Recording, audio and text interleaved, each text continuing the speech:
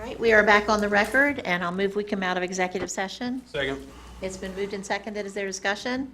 Hearing none, all in favor signify by saying aye. Aye. Opposed? We're back on the record. I have another question for you, and it has to do with the utilities, the water and sewer utility infrastructure. Does the bond, if you build, if you build the student resource center on Rockwell's land, the $10.5 million or the $10 million for that water and sewer that is being given by the state is going to go away. Does this figure contemplate water sewer infrastructure to the student resource center and to the Branson Elementary School that would be served by that line? I'm gonna take this one. I'll be happy to jump in when you're. Oh, you, feel free. So basically what we did, we looked at the sites. Press that button. I It has to be probably- reactivated when the Hold down on battery it for comes in. just a minute. It's coming on. I see it I see red flashing. and green. Good, There you go. you're on. Okay. Can you hear me now? Yes, Yep. thank you. So, we did look at the Shepherdstown and the Ransom sites, and we did make an assumption that we would have water and sewer available. However, in the event that we don't, we would have to go with a well and a package treatment sewage system plant. We did not contemplate any site in particular for the student center. That was, we were looking at building only because the site has not been resolved Okay, regarding that. all right. Is there anything that you want to? Anything to I can't add anything else I about that site understand. at this I point. understand.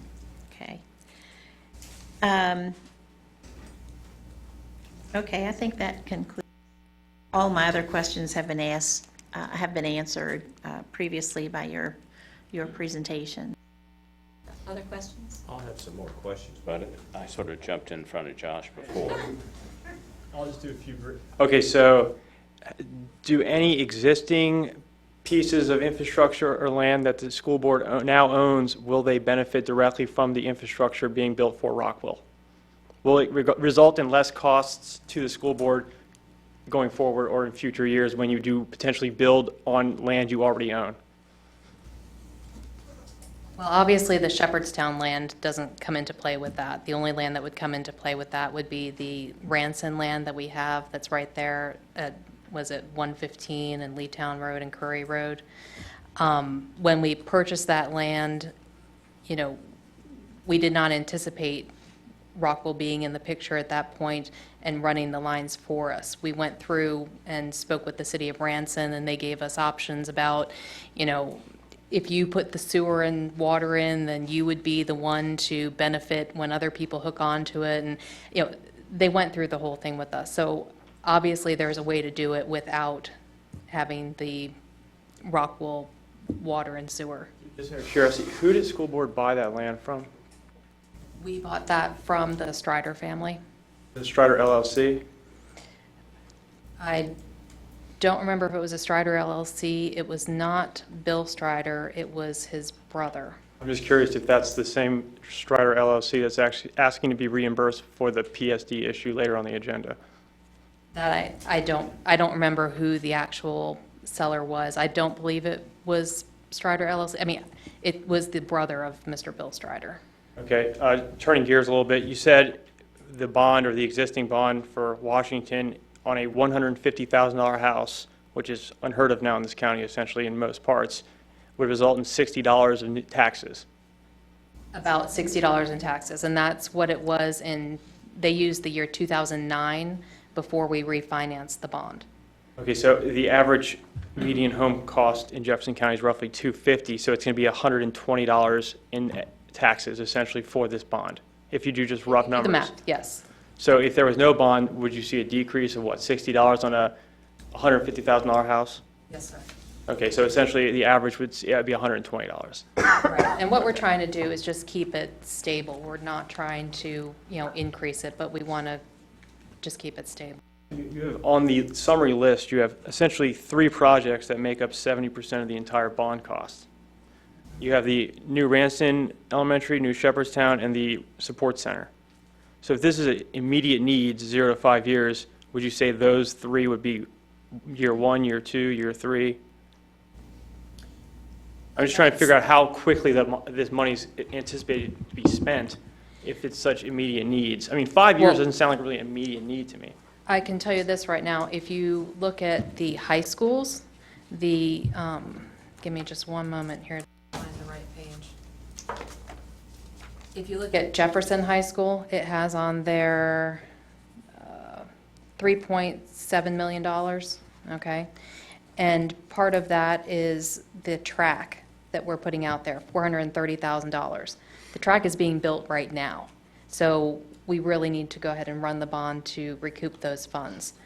Washington High School, that has a total of $6.2 million over 10 years, and that's including, $1,035,000 for the football field and track, and that's being done as we speak. So, I mean, some of these projects we've already committed to, and, with the thought process that hopefully the bond would pass and we would be able to pay for it that way. Just a few minor things. So hearing numbers in public comment, roughly 5,200 or whatever voted in the special election versus like quadruple that in the primary, is that concerning to you that only a small percentage of residents are actually voting in that special election? Shouldn't they have a larger voice at a primary, which reflects the overall county better?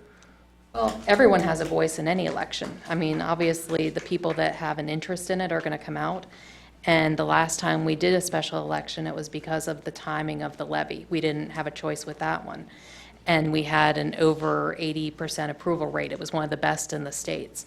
So, obviously, it may hopefully work in our favor to run a special election, but the plan is the next levy that comes due, that's going to come due in 2020, so we plan on running that with the regular election in 2020.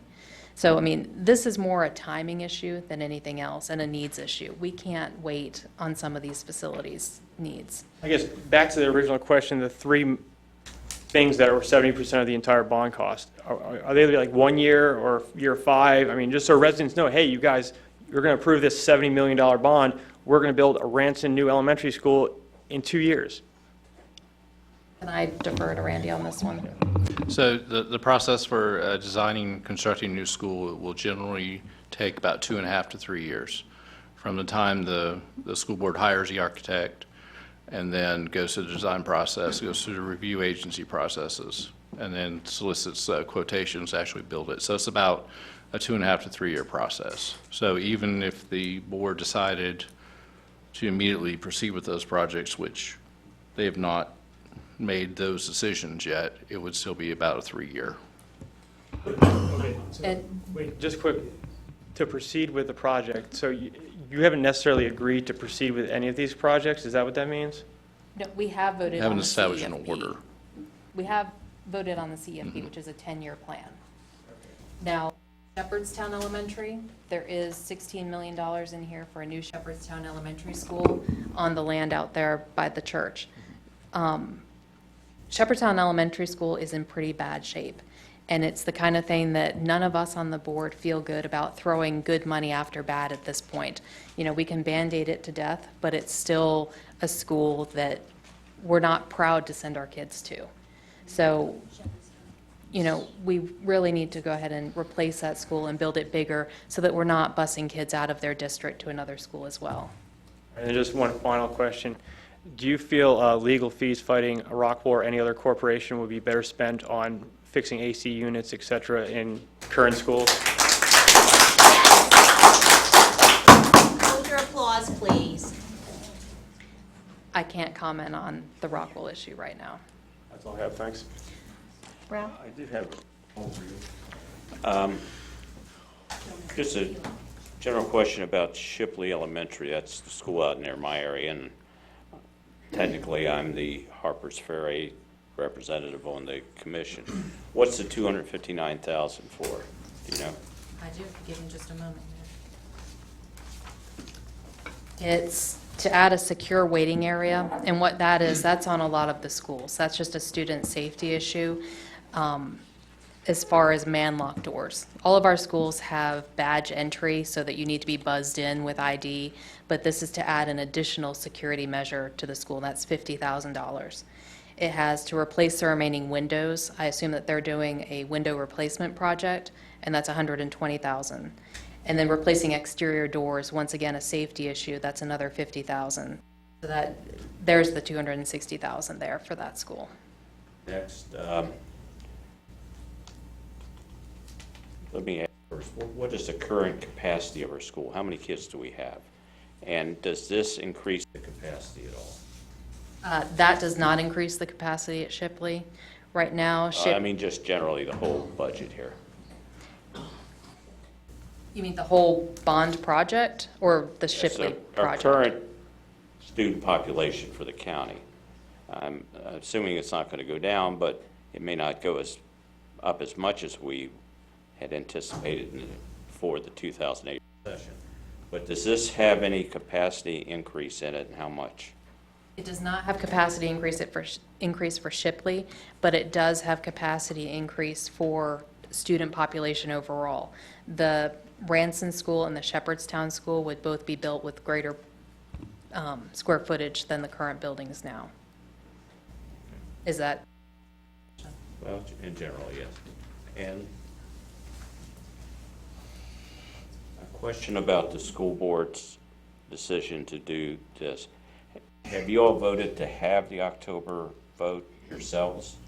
Or is that just the general hope of the school board to have in October? No, we've voted to have the October 26th election. And I do have two more questions. You said that you've already started some of the projects that are included in this bond. Yes, ma'am. What are you going to do if this bond doesn't pass? It's coming out of our savings account. Okay. And one other question, does this bond include, does the funding in this bond include legal expenses related to litigation that the board is currently going No, forward ma'am. with? It does not include anything to do with the Rockwell situation. Okay, thank you. That's all the questions I have. Anyone else? Do you have any draft verbiage that would be present on the ballot? That is going to be, I understand it'll be on Monday night. I was just wondering if you had any options available, so I would understand what would be presented to the public. I don't have a copy of the draft ballot, or the bond call is what it's called. I can tell you that this summary is what we decided is what our immediate needs are and our most important needs. If this whole packet presentation, I believe, is on our website. So you can go through there and you can see, Washington High School, that $6 million is made up of replacing the turf field, resurfacing the tennis court, constructing an auxiliary gym there, so it would be equal to Jefferson, some field lighting for the softball fields, a new field house because of the way the school was designed. The locker room is all the way around the other side of the school, so that's a safety issue. I mean, you can go through here and you can see, like Harper's Ferry, it needs to correct a water drainage issue in the courtyard. So you can see the detail of what we've been discussing at the school board meetings. And once the bond call is set, you'll be able to see exactly what is going to be, that money is going to be going toward. Any other questions? One last thing, I don't think the issue, at least with me, is I 100% support the schools. My future kids will go to these schools. I think the problem with me here is the wasting of 80, 90, or whatever amount of money this may be. That's my issue, because it's still taxpayer dollars, and then you're going to ask the taxpayers to approve a tax increase using their existing tax dollars. Not a tax increase, a tax So consistency. it's a net zero for an average house. It would be a net zero increase when the old bond is matured and this new one is issued. The plan, well, it's going to be a little bit of an increase because of the fact that we did refinance the bonds a couple years ago, but it's going to be the same as the 2009, which was when the bonds were initially released. I mean, that's my problem, though. So it is a slight increase because of the refinancing and other stipulations, which is, okay, that's fine. It's the refund, right. But you're still using existing tax dollars to have a special election for where they're agreeing to a slight increase in a new bond. We are using an additional 80-some thousand dollars. I understand that that's a rub for a lot of people. I personally don't like spending the money to do that. However, the timing, we don't have a choice. Back when we ran the last levy, we didn't have a choice with that. The next levy, we do have a choice. We are going to go ahead and put that with, the 2020 ballot. This, we're talking about $50 to $60 million here. I heard earlier tonight, well, instead of spending $80,000 on a special election, fix the AC unit. Well, if you look to see how much it costs to fix an AC unit, I mean, it was $1 million for one school, and that wasn't the whole project. That was just a portion of the SBA portion of it. So, I mean, unfortunately, we've got over $100 million budget. $80,000 in order to get the benefit of the bond and have the money to put into the facilities that we really need to put into, it's a decision that we really don't have a choice with. Well, the decision is up to the taxpayers. If they're okay with that, that's their prerogative. I have a problem agreeing to allowing $80,000 to be wasted. Well, I don't see it as being wasted. I see it as an investment into the It's bond essentially being fund. wasted because you can hold it up, an election that is not needing $80,000 for a special election. We tried. There was no election this year. I mean, we. That's fine. I mean, I'm just telling you from my standpoint. I understand where you're coming from, but Right. Anything else? Anyone else? Okay. Well, I have issues with, and the vote on the bond is going to come whenever the bond is up for election. That's not for us to determine here this evening. What we're to determine here this evening is whether or not the county is going to hold the election. And you have also said that the school board can hold their own elections, and I know that to be true because they've done that in the past. So it would be my preference for you to hold your own election, and I think we're in a time crunch. I think it would put undue hardship on our staff to be able to try to get everything done the way, within the time frame that it needs to be done. And so my recommendation is that we deny the approval for the special election, for the county commission to put on the special election. Second. Is there further discussion? I'm just going to, since you made a statement, Patsy, I want to make a little statement. Sure. I'm probably going to vote for the county doing it, only because it sounds like it's going to happen. I just think the county's more efficient at doing it. I understand it'd probably be better if it was in May, but that's my vote. Just out of curiosity, how would that process work if the county commission didn't canvass the election? Because I understand that that's how the process works. I think they would canvass the We election. would have to canvass the election, that's required under state code, but we don't have to hold the election. The school board can hold, you have the authority to hold your own election. So that's what my feeling is on this. I don't want to put our staff through the, I think through the process. It's already the timing is very short. I think it would put undue strain on our staff in the county clerk's office to put on that election. And I think at this date, if the board wants to hold an election, I think you need to. Are we still on discussion on the motion? Yes. Okay. This is a tough choice in many ways. I've always supported education and voted for all the bonds and levies, and had 4 kids that had a great education through the system. There is unfortunately, Rockwell is part of this discussion, whether we want it to be or not, and that tends to influence lots of folks. I'm trying to remove that from the discussion but there is some current litigation too that gives concern. So by our quick review of Chapter 13 of the code, I do believe the school board has the authority and the ability to hold their own special election should they decide to take that path. And that's the way I think we need to go tonight. I want to show my support for the Board of Education, but in this instance, I can't. And I'm sorry for that, but that's where I am right now. And as I've told many people, they wanted to know how I was going to vote, and I've gotten emails, and I haven't answered a one because I wanted to listen to what folks said, what our legal counsel said, and what the general discussion among commissioners. I don't make up my mind before I get to a meeting. So, tough decision. Any other comments? This rarely happens, but I'll happen to agree with Commissioner Tabb and Commissioner Noland on this issue. Like the 1% of all issues, I agree. So unfortunately, I'm not going to support this either. Are we Yeah. ready for the question?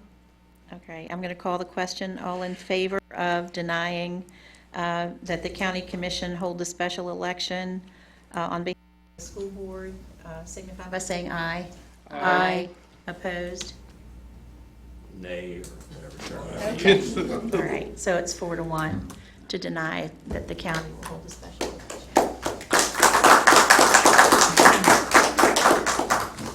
Okay, I'll give you a minute to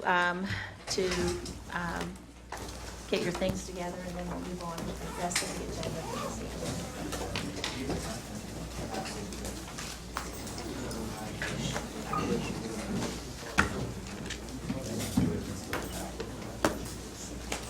All right, up next, Lori Kelly. Sorry to keep you waiting, but we're there, finally. Yes. Thank you.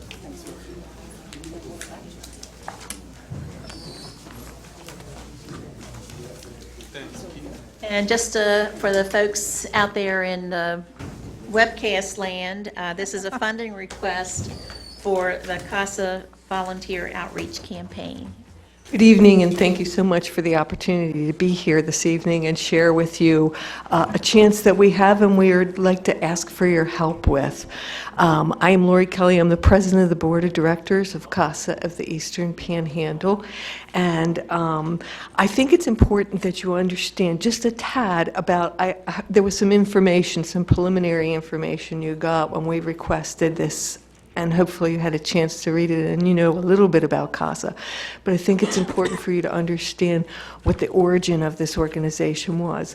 There was a Seattle Supreme Court judge by the name of David Sukup who sat on and heard neglect and abuse cases for a long time. After observing what went on from the bench, he realized that there were some faults and some sinkholes in the juvenile dependency court system, and he set about looking for a way to cure them.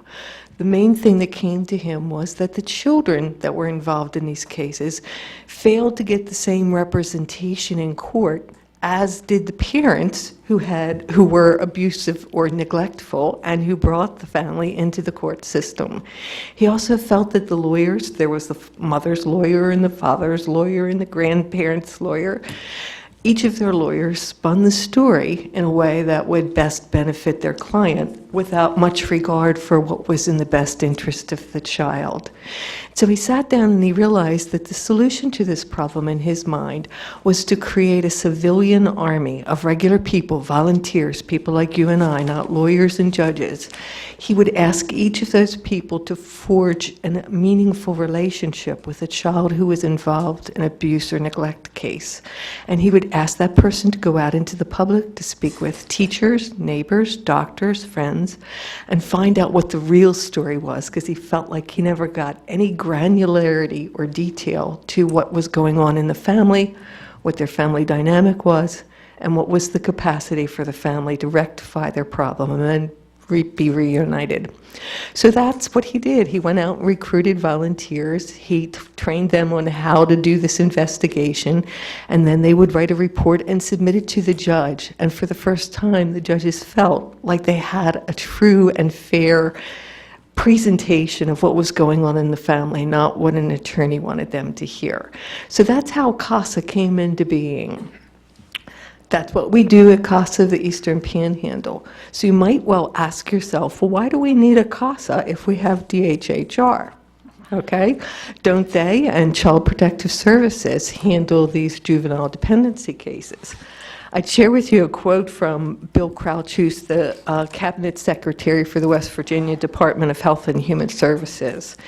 He said that the state's number of CPS workers has stayed at approximately 430 individuals, while the number of children in foster care increased from 4,300 in 2014 to 7,200 last year. So that's what we have. We contacted DHHR, our local office, and asked them for updated statistics. What does your staff size look like? What's the caseload that they carry? How many children are we serving? They have 1 manager and 3 caseworkers for the entire Eastern Panhandle, and they're handling in excess of 500 cases between those 3 caseworkers. At CASA, we have trained a civilian army of 50 volunteers, each of whom have gone out and mentor 1 child or 1 family, not 150 or 165 cases, 1 case from start to end until the child is placed in a safe and permanent home. So hopefully you can see the value of what we do as an adjunct to DHHR and Child Protective Services.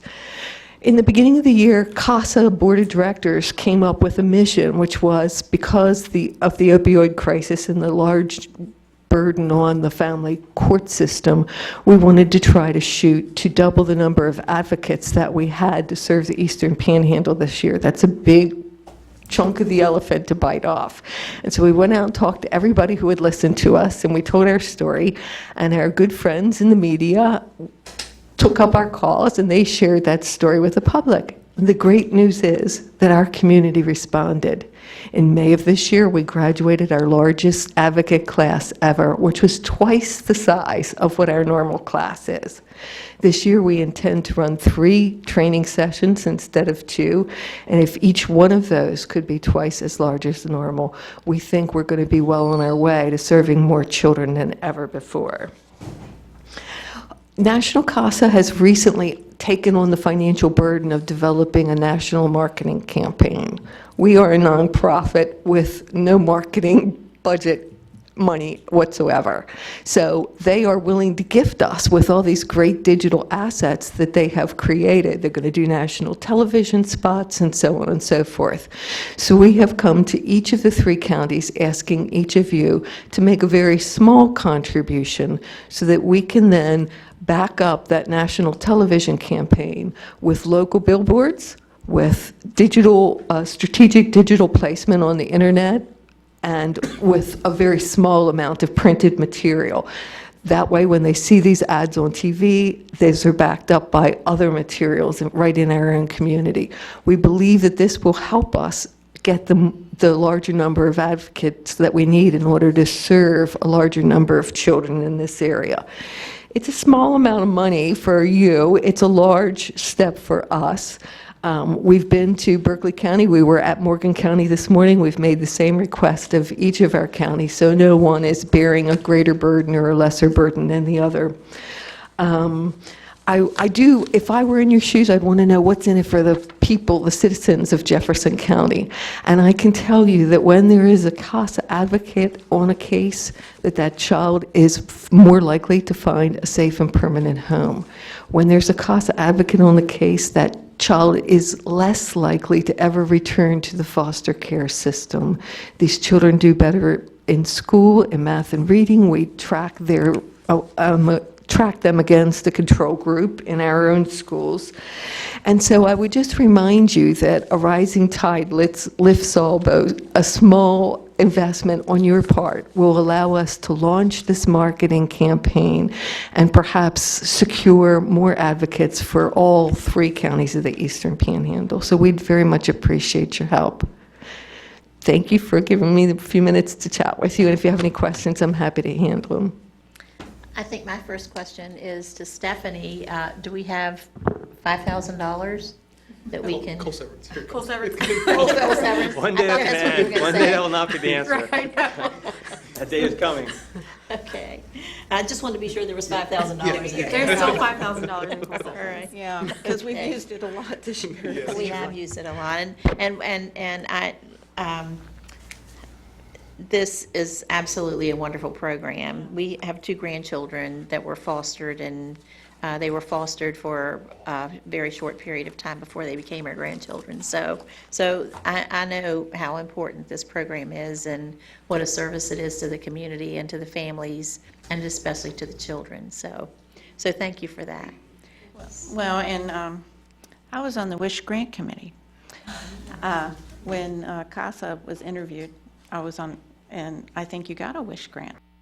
Yeah, so I know the good work that you do, and it is so needed. It is so, and it's sad that so many kids are not being represented well in our court system.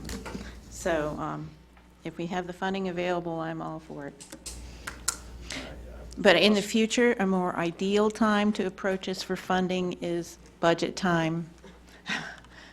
Yeah, and that's usually Because sometimes we don't have January. money left. Yeah, so if you need to come back in January for more funding, I mean, if you want to be placed into the budget, you have to come back in January, make that request. Yeah, and then you won't have to, it'll already be maybe in the budget. We'll see. Depends on what the budget's going to look like. Or you can just raise taxes, right? Well, Joking, okay. I'm joking. Okay, just a quick thing for me. So the $5,000, if we agree to give that, is that specifically used just for Jefferson County? Yes. Okay. 'Cause I know just sheer numbers, Berkeley County is a lot larger. I just want to make sure it wasn't a collective effort, No. and we subsidize Berkeley a little bit. Or if it's all here, that's great, that's fine. And Morgan County really only has an even smaller group. Yeah. They're going to give us the same amount of money. Okay, that's all I have. I Well, just and- wanted to say that, I worked many years in the prosecutor's office, and CASA was a great group to work with. Thank you so much. And I was going to reiterate the January, get it in. We hear you. And I think some way, I don't know what your advertising campaign is going to look like, but, wouldn't hurt to have a place for donations. Like, what's your address? Perfectly. How do you make out a donation check? Thank you. Because if you give me your business card, you probably get a donation. Okay. Okay, so I'll make the motion to approve the funding request of $5,000 to fund a volunteer recruitment campaign to serve more children in Jefferson County who have experienced abuse or neglect in Jefferson County. Second. It's been moved and seconded. Is there discussion? Do we need to specify from cool severance or just leave it blank? You can specify from cool severance, you're gonna have to do budget revision anyway, 'cause Okay. it's, Yeah. so. All right, just make sure. Yeah, I'll add that to the motion. Okay. All in favor of the motion signify by saying aye. Aye. Opposed? Okay. Thank you so very much. You're welcome. We appreciate Thank your you. support. Okay. What else? Nathan Cochran I just is have the one quick- last on the agenda. I have one quick objection for one of his items. The Public Service District 1. So is there any substance to, like LLC paid that? Because if that's correct, the agenda item is incorrect. Someone made during public comment that an LLC paid that legal fee. If that is accurate, that means the agenda item is incorrect. Yeah, I think we would have to pay the LLC back, wouldn't we? So it's not reimbursement to a board member. It would be reimbursement to a whatever LLC for legal defense. So that is not an accurate agenda item. Maybe we need to have Nathan research the issue and then put it on the agenda again when we know better. I'm just trying to make sure we're abiding by Yeah. meeting standards. Yeah, so. transparency. Well, can't, yeah. Okay, Yeah, all right. It could be complicated, it could be personal loan to himself, but, maybe we need to have him come in and explain it. Yeah. Well, that would be a question. I have copies of the bills from the lawyer, and they're, except, somehow this turns up. Maybe my battery died. I do have copies of the bills from the attorney, and in a multi-page bill, it almost universally references Mr. Strider alone. There is something in a phone call about Strider LLC, but I believe that there were a variety of entities involved in this thing at one time. I mean, I don't know all the facts, Ralph. But, so the bill does reference Mr. Strider alone. I believe that the check was paid by Strider LLC because, but again, Ralph, to your question, I don't know what arrangements or agreements were made between them, if any, and it may be a good Mr. Strider to explain that, or his attorney to come in and explain that. I prefer that. That means the agenda item should say to so-and-so LLC for successful defense of ethics complaint, if the LLC actually paid for it. Well, Or depending upon, I mean, I'm just going to make sure Yeah. we're doing this correctly. in a closely held, LLC, I don't know. But if you have a concern about that, I'm certainly willing to re-notice it. Past issues have arose during stuff. I just want to make sure everything's accurately portrayed on the agenda, so. I don't mind doing that. It is pretty apparent to me that the ethics complaint was filed against Mr. Strider in his capacity being on the board. And I want to be upfront too, Mr. Strider. I happened to see him at the farmer's market, did make a mention to me of this. We did not discuss it, but he did make a mention. Well, I would just report to the commission that at some point in the past, I believe maybe of 2017, the commission did ask me to file a request for an interpretation of a couple of issues in front of the Attorney General. I did do that, I believe, by a letter dated November of 2017. And November 9th, 2017. And so we never really received any response. We didn't receive a response. Is that unusual? Yeah, but I don't know whether or not the Attorney General, chose not to respond, or if it fell through the cracks, or whatever. And so that's why I think it's a fair question to bring it back before the commission and possibly seek further instruction from the Attorney General on that issue. But I will renotice it, Mr. Compton, if you have any concerns about that, and we'll bring it back next time, maybe. It's up to the majority of the board if they want to renotice it or not. I'm one person here. I just want to make sure if the reimbursement was to an LLC, then it should say to Strider LLC for legal fund defense. Board member or LLC for, just list all the options. I mean, just. And, it's, we can certainly bring Mr. Strider. Explain that.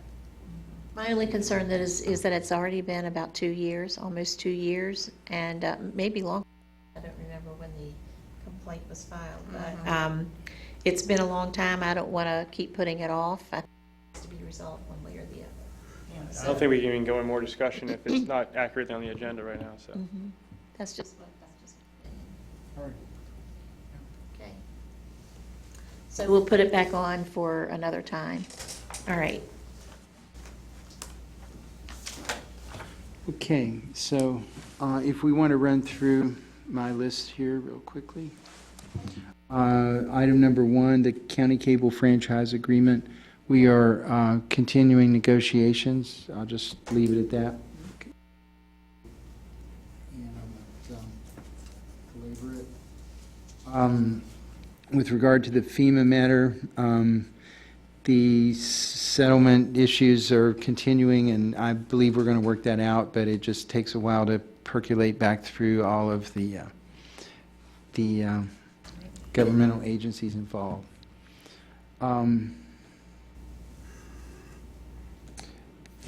The next item that I will address, with regard to the Circuit County Civil Action 17C 282, which is also bears a West Virginia Supreme Court number of 19412. There was a scheduling order issued by the Supreme Court, and so we will comply with the schedule. I'll skip the next item, 19P 69. That is a matter that's in. Would probably address the commission on that in executive session. We've already discussed the Attorney General issue and advisory committee and those sorts of things you discussed with Mr. Kennedy. So as far as being outside of executive session, that leaves us with the county ordinance related to barking dogs. If you will recall, at a time prior to this, the commission asked me to review the barking dog ordinance, especially with regard to the issue of a gentleman who informed the commission that there were a variety of dogs next door to his house that he believed were a nuisance. And as I recall, the sheriff had informed him that our ordinance said that you have to have 2 complainants. You may want to just pass that over. This is the ordinance. This is a copy of the ordinance. Oh, they may be one short. Thank you.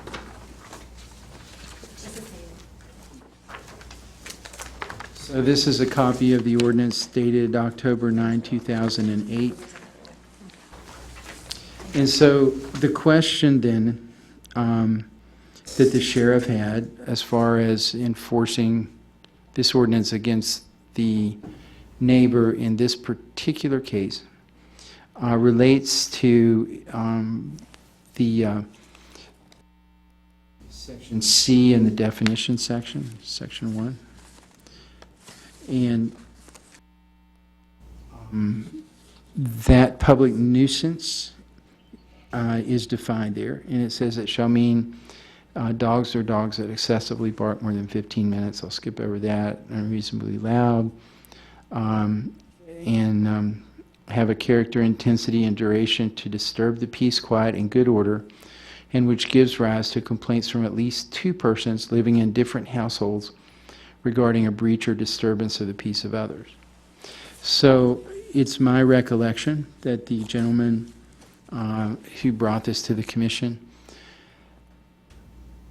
was concerned about the issue of 2 persons needing to file a complaint.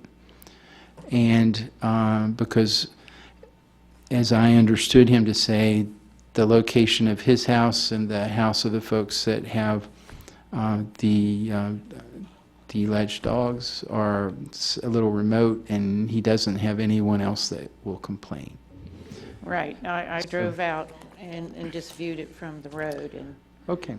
So that's the question then. He wanted to amend the ordinance, I suppose, to make it so that there's only 1 person necessary to complain. And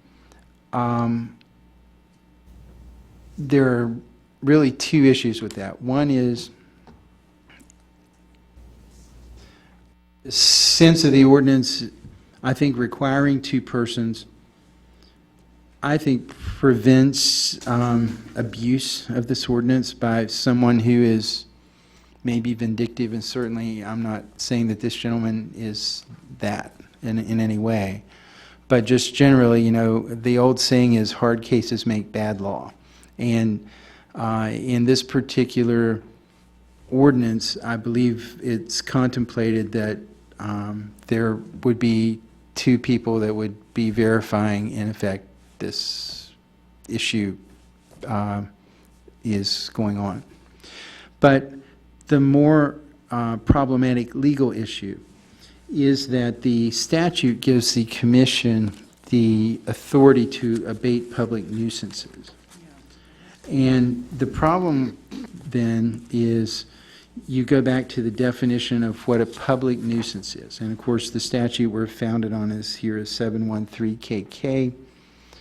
And the commission, what the commission determines to be a public nuisance. However, I think it is contemplated that the commission would determine things to be public nuisances within the bounds of the law. And the case law definition, I'll just read it to you. A public nuisance is an act or condition that unlawfully operates to hurt or inconvenience an indefinite number of persons. The distinction between a public nuisance and a private nuisance is that the former affects the general public, and the latter injures one person or a limited number of persons only. And so it makes it a difficult question in this case, simply because it appears as though this issue is only affecting the one household. And so I'm finding it hard to be able to overcome that and say that this is a public nuisance. It may be a private nuisance, and he may have some other remedy that he could address through the legal system, because there are, issues that can be addressed if there's a private nuisance. But I don't know if it falls into the definition of public nuisance. So therefore, I don't think that, as far as this particular situation goes, that we can eliminate the two-person requirement. And it's my understanding that's why that two-person requirement was in there initially, because we're trying to come up with some way to gel this with the law about it being not just one person, but Well, state law, I mean. Yeah, I remember working on this preliminarily, and that was it, that it had to be more private nuisance. It had to be- And I have looked at it. I've looked at a lot of cases on this, really, because, we want to take this seriously, and I did take it seriously, but I'm just saying that's the essence of the law, what I just read you. Go ahead, Ralph. Question I had, Mhm. if you modified it to say one person plus a law enforcement officer observes the situation, I don't know if that would overcome the need for two people, but you've looked at it more than I have, so what do you? Well, the sense of the law is that it's a general nuisance to people and not a specific nuisance to people. And I thought about that. I thought about creating a system where we could do affidavits from a bunch of different people or something like that, but it's just the sense of the law that I get is it has to be it has to affect the general public and not just like one person or one household. Well, one household, yeah. It's an unfortunate situation, but the law is the law as it currently stands. But, it's not that he doesn't, I think he has likely some remedy that he could approach if he goes and consults a counsel, and I know nobody wants to do that, but I'm just saying that's, But there are other options. I think there are. Okay. Well, thank you, Nathan. And then there is the issue remaining of case 19P69. Since that is a matter of ongoing litigation, I did want to provide you with some legal advice on that issue, and I recommend that we would go into executive session on that particular matter. Okay. Is there anything else on the agenda? No, that's it. Should we let the two remaining people give their 2 minutes worth before we make Oh, them we sit we outside? can, yeah, and then they can just, they don't have to stay. Gene, I think Gene and Bill are left.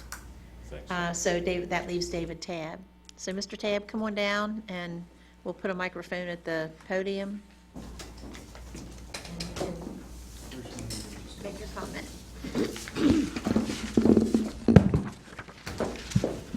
Dave Tabb, Jefferson County resident.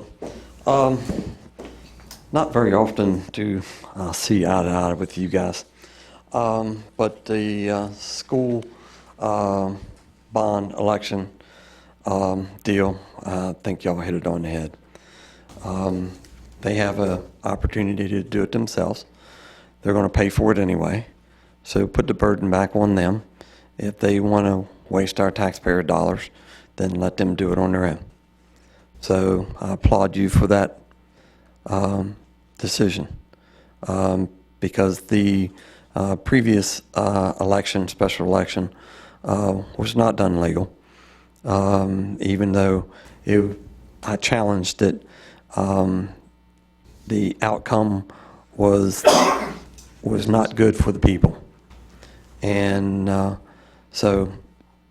that's probably why this will be challenged again.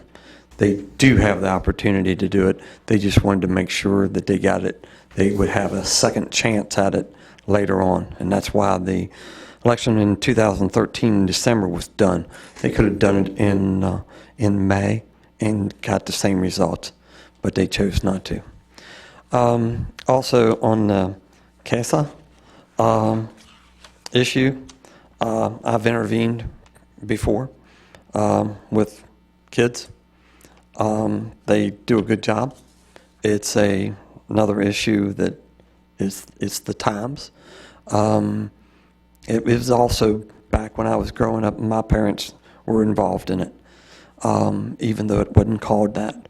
It was called public service, and kids and stuff were brought to the farm and observed, and my parents stepped in and did a lot of work in this direction. So I had firsthand knowledge, and I also do it myself. So again, thank you for your donation and time on that issue. On the JUI and the Fox Glen water issue, this is a private entity taking over a utility, and I'm going to be working on that diligently with some legislators to see if we can't turn that into a co-op. These people should have an opportunity to take over their own water system. There is programs and stuff out there, and I would highly encourage each of you to take a pen and write to the Public Service Commission and bring this about. I believe that their water sources are going to be exploited. I've already filed the documentations to intervene as well. These people didn't ask for all this, and but yet they're going to be thrown into the mix of it. So Thank you. appreciate your time. Thank you. All right, that concludes public comment for this evening, and we'll move on to the final item on the agenda. And do we anticipate any action coming out? I do not believe so. Okay, so there won't be anything happening after, we'll adjourn after the executive session is over. So there's no point in hanging around unless you just want to. So I move that we go into executive session to receive legal advice with regard to Jefferson County Circuit Court Civil Action 19P69. Second. All in favor signify by saying aye. Aye. Opposed? All right, we're in executive session. All right, good night. I think Good our night. bailiffs can go too, yes. Yeah. I think